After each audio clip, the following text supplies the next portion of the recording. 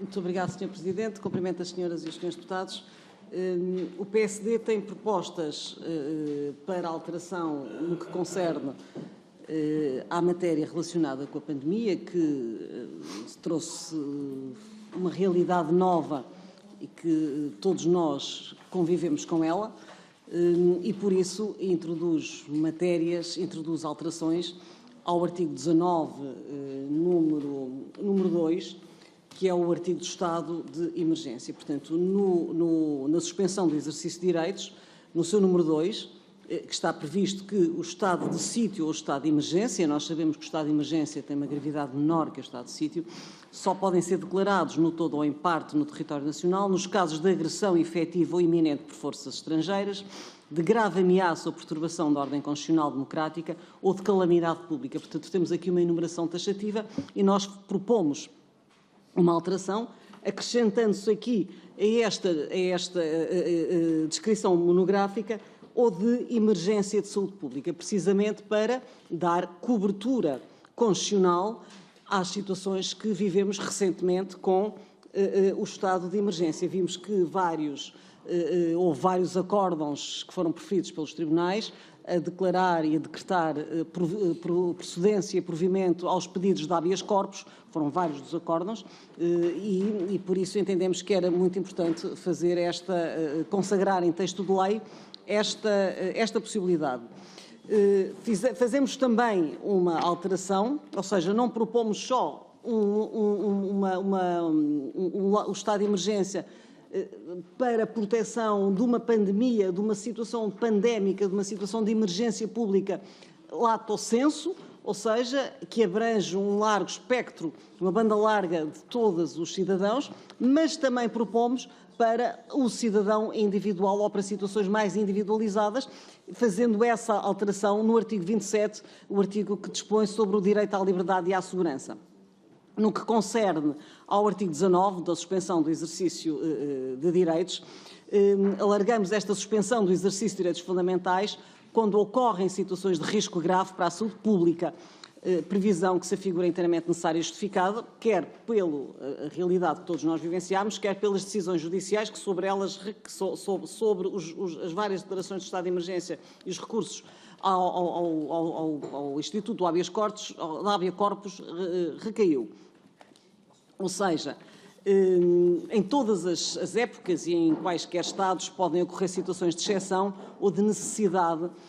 resultante de maiores ou menores perturbações internas ou externas. Por estas situações têm que ser adotadas medidas de caráter excepcional. As formas de organização e as providências para o tempo de exceção e de crise decorrem diretamente da Constituição e são meios de garantia e não de ruptura com a ordem vigente. Isto é importante que se perceba. Estas medidas têm conformidade com o Estado de Direito e são sempre adequadas ao restabelecimento da normalidade.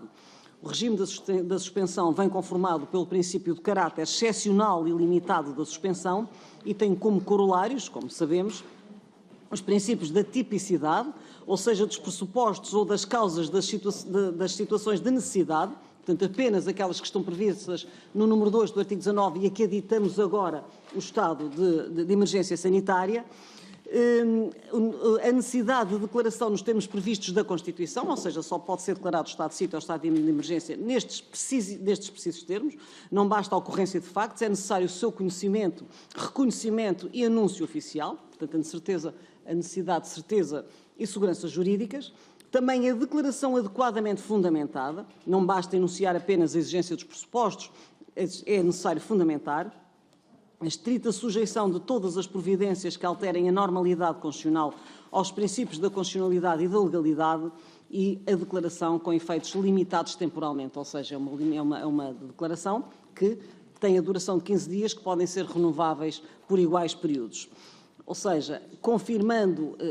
a nossa proposta, confirma o caráter absolutamente excepcional e limitado da suspensão e que só pode ser imposta na medida do necessário, portanto, em obediência ao princípio da proporcionalidade e da necessidade. E, nessa medida,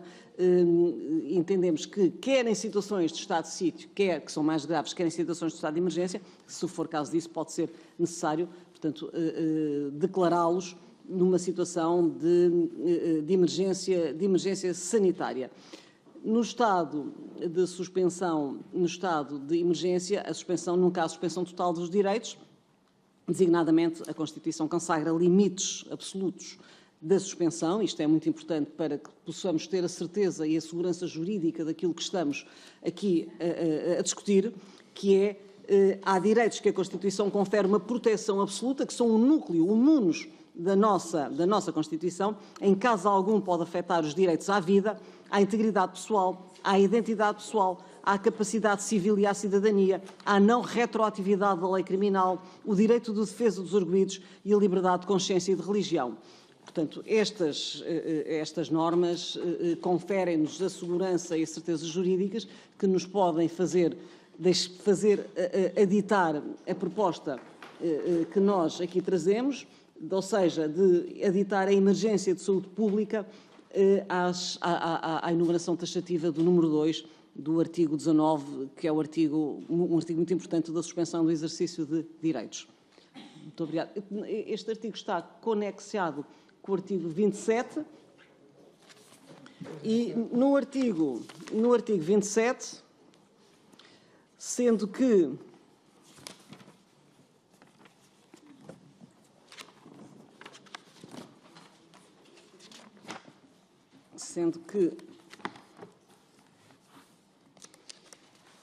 nós aditamos, portanto, o artigo 27 que dispõe sobre o direito à liberdade e à segurança, onde o PS também tem uma proposta, o PS só faz, o Partido Socialista só introduz a proposta neste artigo 27, ou seja, do nosso ponto de vista, deixa de fora toda a situação da emergência sanitária em estado de suspensão do exercício de direitos, em estado de suspensão de estado de emergência ou estado de sítio, e nós propomos que no artigo 27 seja aditado, tenho aqui, a linha I, ou seja, que possa ser permitido na linha I do número 3, ou seja, e quando o número 3 dispõe, excetua-se, portanto, diz todos têm direito à liberdade e à segurança, ninguém pode ser total ou parcialmente privado, para fazer a contextualização da liberdade, a não ser em consequência de sentença judicial condenatória pela prática de ato punido por lei com pena de prisão ou de aplicação judicial de medida de coação, e depois exceções a esta proibição de privação de liberdade. Excetua-se deste princípio a privação da liberdade pelo tempo e nas condições que a lei determinar nos casos seguintes. Começa, por exemplo, a linha A, detenção em flagrante delito, e nós propomos que seja aditada uma linha I, ou seja, que se possa excetuar, dizendo ao confinamento ou internamento, por razões de saúde pública de pessoas com grave doença infecto-contagiosa, pelo tempo estritamente necessário, decretado ou confirmado por autoridade judicial. Ou seja, é necessário, na proposta do PSD, é necessário que